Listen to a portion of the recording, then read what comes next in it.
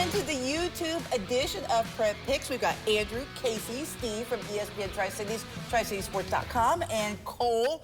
Last week, there were a lot of good records. It's gotten really tight.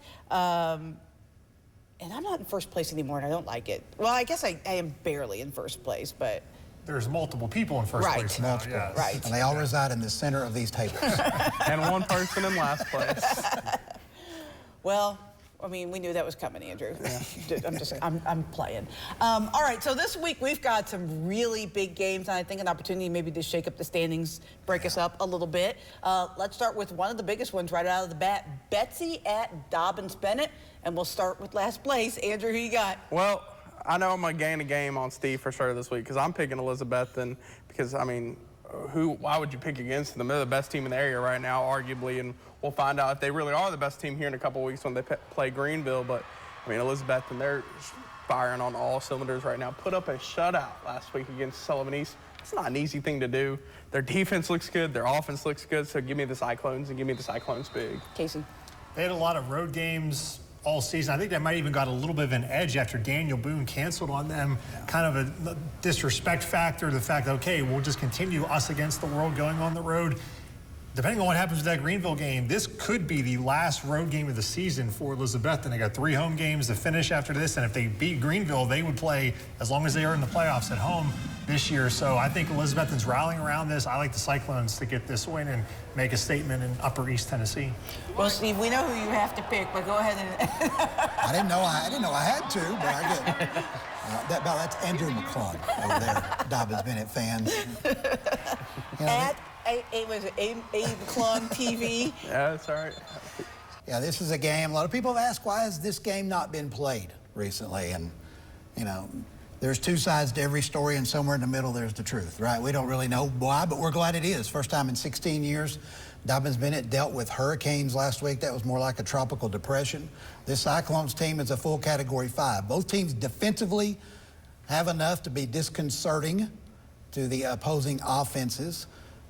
Meanwhile, Elizabethton really getting the ground game going with Jeriah Griffin. Also, the quarterback, Rhett Slagle, threw for 4 touchdown passes. Dobbins Bennett winning with its special teams.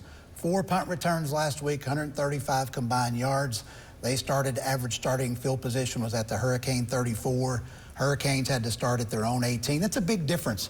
If Dobbins Bennett can win the kicking game and get enough stops on defense, we can prove Andrew wrong on Friday night. I'm taking the Tribe. Roll Tribe, baby. I should have brought your helmet down for you so you could put it on or something. Cole. Yeah, special teams always gives you an edge if you're executing it the way Dobbins Bennett has, leads to points, and they put up over 40 the last 2 games. So it gives them a good shot here, but once again, I'm going to say it for probably the 4th time this year. I'm not going against Elizabethton until proven otherwise. I'm going to go with the Cyclones. I think the thing that should scare people more than anything else about Elizabethton is how well that defense is playing. We knew that they could put up points, but nobody has been able to slow down Sullivan East. Even when they've beaten them, Elizabethton shut them out. I mean, that's the most impressive thing of everything. So I'm going to go with Betsy as well. All right, the Friday Night Rivals game of the week. West Ridge at Science Hill. We'll start with the man who's going to be on the call. Yeah, it's going to be an interesting game. Science Hill made a change of quarterback last week with Spencer Taylor Jr., much more of a passing threat than Jayshon Schwartz had been, that really opened things up. I know William Blunt doesn't have the best defense around, but they did score 56 points in that game. So with Vonnie Meal and Baylor Necessary, and then you have a throwing game as well, I think Science Hill, they're going to be hitting their stride, and if West Ridge played them maybe 3 weeks ago, I might have picked different, but I'm taking Science Hill in this one. Steve? Yeah, I might have picked Science Hill even bigger, though, 3 weeks ago for whatever reason than what I am now. I think West Ridge offensively is finding its stride. Quarterback Trey Frazier, 5 total touchdowns last week, but it's just not the Trey Frazier show anymore. He's got help at running back, he's got help at wide receiver, got help at the offensive line. Hey, Brady Osborne and Cal Tatum, I got your back this week. But Science Hill's going to win this game. I like what they've done, changing the quarterback. That's not easy, okay, to change and take a 2-year starting quarterback out. Do not put the Butter Schwartz book on the shelf yet. You're going to hear from him at some point. He's too much of an athlete. He's going to be in there for Science Hill somewhere making plays for this year's out. Maybe against West Ridge. We'll see. I'll take Science Hill. Yeah, this is an intriguing one. This reminds me of last week's game with Sullivan, East, and Elizabethton. It's like that up-and-coming team, an explosive offense. You think they have a chance to maybe knock off the top dog, but we saw how that went in Bluff City on Friday night, and that's kind of how we feel this one. I love Westridge. Love the buzz there. Was there last Friday. They have a lot of playmakers. They can make something happen, and I think they have a shot against Science Hill. But again, we saw what happened last week where the top dog remains the top dog. I got to stick with Science Hill. I'll just make it short. I'm going Westridge. I don't know. I just like Westridge in this one. I mean, Steve mentioned Trey Frazier, but I mean, somebody that's really played key has been Sawyer Tate. He had a 3-touchdown performance last week in their big win, too. So, I mean, I don't know. The Wolves, a couple weeks ago, I don't think I would have picked them, but I mean, I think they go on the road on Friday night and shock the world. I think that this game is not as decisive as it maybe makes it sound listening to some of the folks on this panel, but I'm going to go with Science Hill because I just think they're more tested. Their schedule's been a little bit tougher than Westridge, and I think that will prepare them for this game a little bit better. Another cross-state game for Tennessee High. Last week, they knocked off Abingdon. Can they make it 2 in a row against teams from the Commonwealth this week against Gate City? Steve, who you have? Yeah, Tennessee High really picked up its ground game last week. I think got four or five touchdowns from 4 or 5 different Vikings. I think Jimmy Phipps had a couple. Really ran for a lot of yardage in that win over Abingdon. Meanwhile, Gate City's offense just struggled against Union. Everybody has struggled against Union, but Gate City's defense also gave up 337 yards on the ground. Late Tennessee High ran it last week. What Union did to Gate City on the ground, to me, that leads to a Viking win. Cool. Yeah, I got a chance to stop by both these practices this week, talk to the head coaches. The message in Gate City is no panic. Jeremy Housewright has these guys, you know, we were in the same spot last year. I know they made a deep run. You wouldn't think so, but they were at 3-2 last year at this time too. So there's no panic over there. They think they can make their season right. And this is one of those weeks where you're playing on a road against a bigger school. This is either where you make a huge statement win, turn that season around in a positive way, or the wheels can fall off.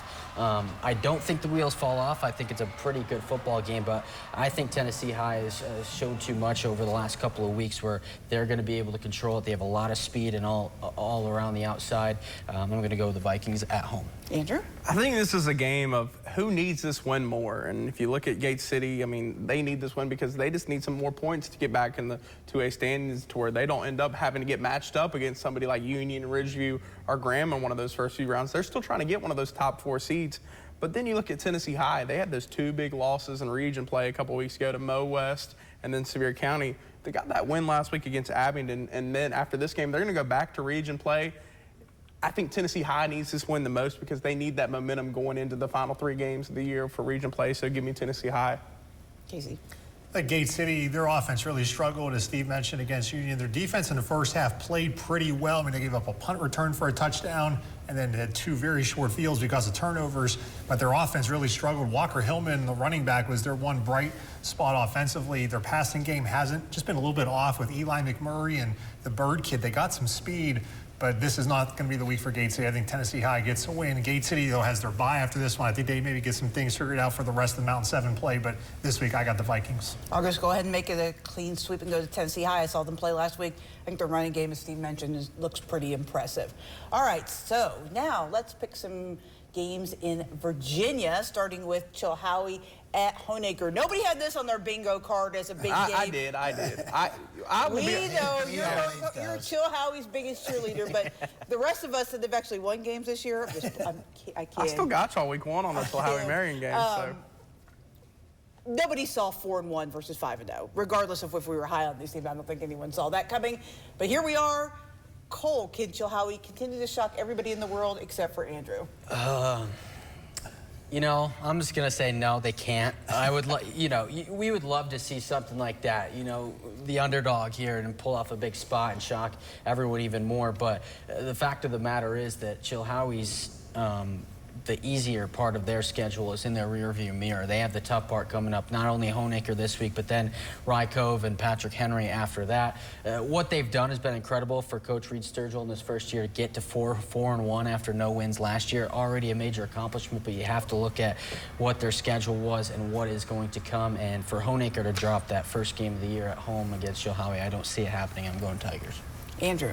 I'm big on Chilhowee, and talked to Coach Sturgill about it at the start of the year. I mean, they knew these first 5 games were going to be a big factor on if we can make the playoffs, because they knew that second half of the schedule. They called it a gauntlet because, like Cole mentioned, after this week, they've got Rye Cove, Patrick Henry, Holston. I mean, those are some tough teams. And, I mean, they almost made it out of that slate 5-0. Just some turnovers killed them against Narrows. But, I mean, Honaker, they saw what PH did to Grundy, getting upset. I would be scared to play the Tigers right now, because when I looked at the score last week at the end of the first quarter of Grundy's game against Honaker, it was 41-0, and I said, oh my gosh, Todd Tiller is going to have those guys pushing on the throttle. Even without Avery Music, they're going to be playing some good tunes the rest of the year, so give me Honaker. Am I supposed to follow that? Yes. Okay. Honaker's going to win. You don't have to sing. The Tigers are going to win. They can score as many points as they want to score this week. They win big. Oh yeah, I've got Honaker as well. I mean, Chilhowie's, as Cole mentioned, the schedule loaded on the back end. The front end of the schedule, Chilhowie's opponent 6-12. Honaker's averaging 50 points a game. I mean, yeah, this is a Honaker. Yeah, I mean, I think Chilhowee still has a chance to be a player in the playoffs in the postseason, but this will be a good measuring stick for them. If they can keep it close, maybe they can come back around the second time and make this a little bit more interesting. So we shall see. All right, a fascinating kind of Class 3 versus Class 1 versus Class 2 in Virginia game. 2 teams that have been red hot to start this season. Union at Twin Springs. Andrew, who you got? I love both these coaches. Keith Warner, Travis Turner, 2 probably the best coaches in Southwest Virginia. They have their guys ready to go every single game, and this is just one of those. I mean, it's all about school size in this one. I think if Twin Springs had a couple more guys, this might be more close, but just Union's best team arguably right now in all of Southwest Virginia, so give me the Bears. Casey. Keith Chandler, you know, the running back for Union, he left the game second quarter. They said he tweaked the knee, could have put him back in. They were holding him out since they were winning pretty handily over Gate City. Don't know if he'll play this week. If he doesn't, that's good news for Twin Springs, but it won't matter. You know, if I'm Twin Springs, I just want to make sure my guys don't get hurt in this game. You get through it healthy and move on, because you won't see anybody this good the rest of the way. Union wins big. Yeah, Rayshawn Anderson stepped in with Chandler's absence last week and took more of the load on the ground, running for 200 yards from that quarterback position. But this Union team, the defense is a story here for me, only allowing 14 points to Virginia opponents, 41 overall. I know Twin Springs has put up a boatload of points this year on some competition that's not of Union caliber. Give me my Union Bears in this one. Cool. Yeah, like you said, putting up points. I mean, 48 points per game for this Twin Springs team. I saw at the beginning of the year, got to talk to Coach Keith Warner. Loved what they're doing over there. Like Andrew said, just numbers. They don't have a lot of guys on that sideline. If anything goes wrong, anyone gets injured, they're kind of in a bundle. But I love what they're doing. See what they can do, but again, it's size against size here. Got to go with Union.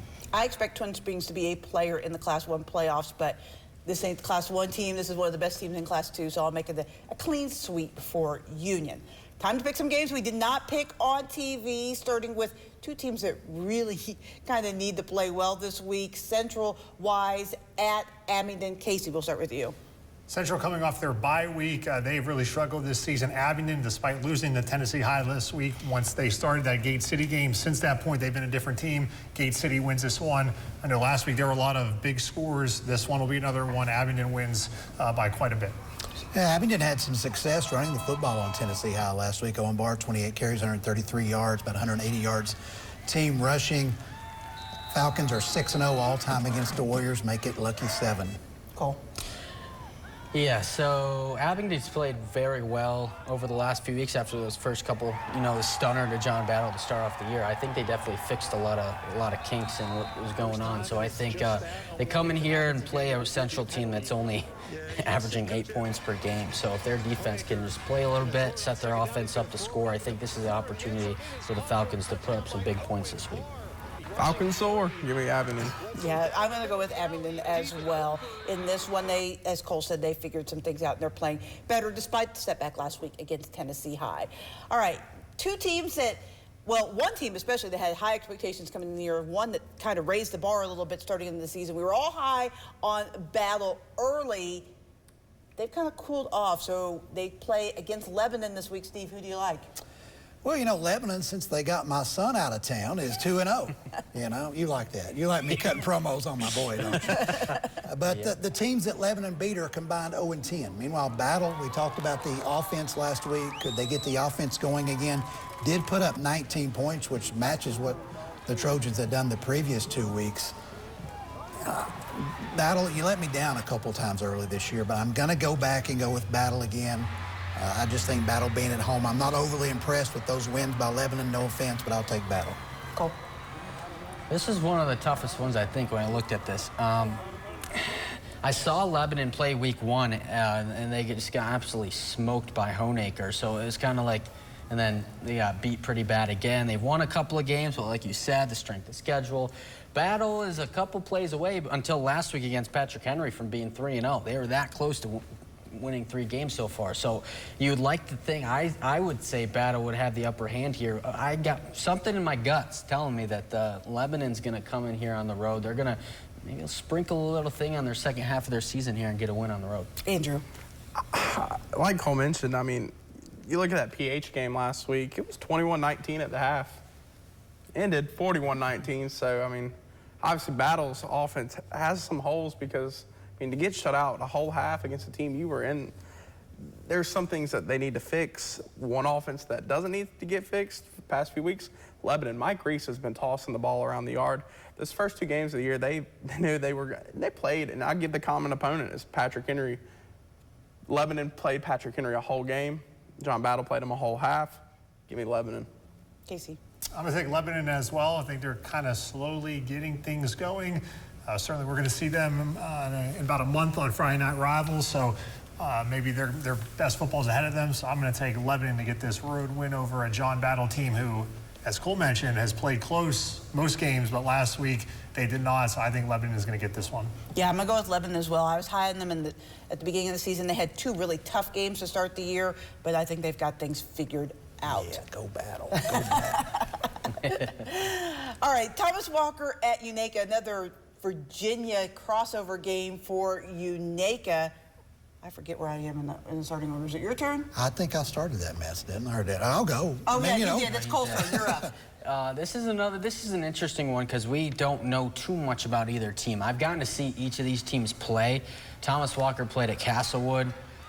They didn't beat them up as much as a lot of the other teams have, which makes me think that Thomas Walker is not as strong as we'd like to think of this one. Unica, they came out and played really strong against Chucky Doak in their season opener, which Chucky Doak has been running the table since then outside of South Green loss.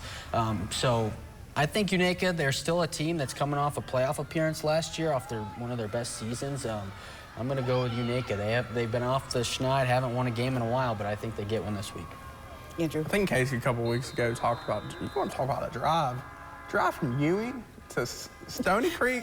I mean, what's the quickest way to go on this? I mean, Gotta come on down to Kingsford, I guess. yeah, I mean, this is going to be a heck of a drive all the way from Ewing. I mean, you're going all the way from the top of Kentucky, essentially, Virginia, like Kentucky border. I still think Thomas Walker makes that long drive and gets the win. Both these teams, this is one of the hardest matchups of the week just because both these teams, there's no common opponent to look at. I'll go Thomas Walker. All right, Casey. You know what? I said this a few weeks ago. This is another one of those games. I'm not going to pretend like I know anything about either one of these teams. When it's a toss-up, Virginia, Tennessee, I'll lean Tennessee team. Even though Unica did lose 35-0 last week to Happy Valley, I'll take Unica. Not a lot of confidence, though. Steve. Yeah, Unica, we talked about the Rangers coming in, what they had to replace offensively. And then those replacements have been injured, and so the offense has really struggled, been shut out 3 times this year. I don't know if those offensive players are coming back yet. I don't think so. I'm taking Thomas Walker on the road just because of the injury situation with Unica. Yeah, I think it's rare that Unica gets to play a team that's smaller than them. I think that's why they like playing these crossover games against Virginia teams because they're more their size. But I think the injury problems at Unica is going to be too much for them to overcome. Thomas Walker is a pretty good football team, so I'm going to pick Thomas Walker on the road. Rye Cove at Lehigh. Actually, at Rye Cove. Yeah. It's right. Yeah, You're right. It is backwards. Yeah, I remember going there last year. Trust you're right. me. Yeah. So Rye Cove hosting Lehigh. Lehigh has dominated this in recent memory. Does Rye Cove flip the tables, Andrew? Actually, wear that red after you picked Lehigh last week. Yeah, yeah. It's another tough one. Like, this is another, like, we're going 3 straight tough matchups. I mean, this is a game last year, Rye Cove, because, I mean, I was at this one. Up until the end of the first half, I mean, it was a tight ball game, and both these teams, they didn't really graduate anybody. All the same players from last year's game are playing this game this year. My gut would tell me to go with the team that won last year that has the same players. But this game is at Rye Cove. Rye Cove is playing some really good football right now. I mean, they almost beat Honaker 2 weeks ago, and then they absolutely knocked the snot out of Castlewood last week, 70-0. Give me Rye Cove. The Eagles Nest, they're going to soar out with a victory on Friday night, and they're going to go into next week another big game. So give me Rye Cove. Casey. Hopefully you didn't hurt your ankle jumping off that Lehigh bandwagon that you were on. I'll take Rye Cove as well. You know, Lehigh, they did have that win. Pendergraph was your player of the week 2 weeks ago. They beat a team from Kentucky, but they really struggled with Ridgeview and Union, so I'm going to take Rye Cove in this one. Yeah, against teams not named Honaker, Rye Cove has outscored the opposition 204-0. That's all I need to hear. And the fact that the game is actually at Rye Cove just reinforces my pick. I know it's a smaller school versus bigger school. I'm scared to go with Andrew, but Casey made me more comfortable as well. So I'll take Rye Cove. So, thought about this one for a while, too. I was kind of leaning towards the, I guess if you could call it an upset with Lehigh in this one. But there's already we already have some division this week, so I'm going to play it safe on this one. I'm going to go with Rye Cove. They've just been explosive, and I think they're going to win.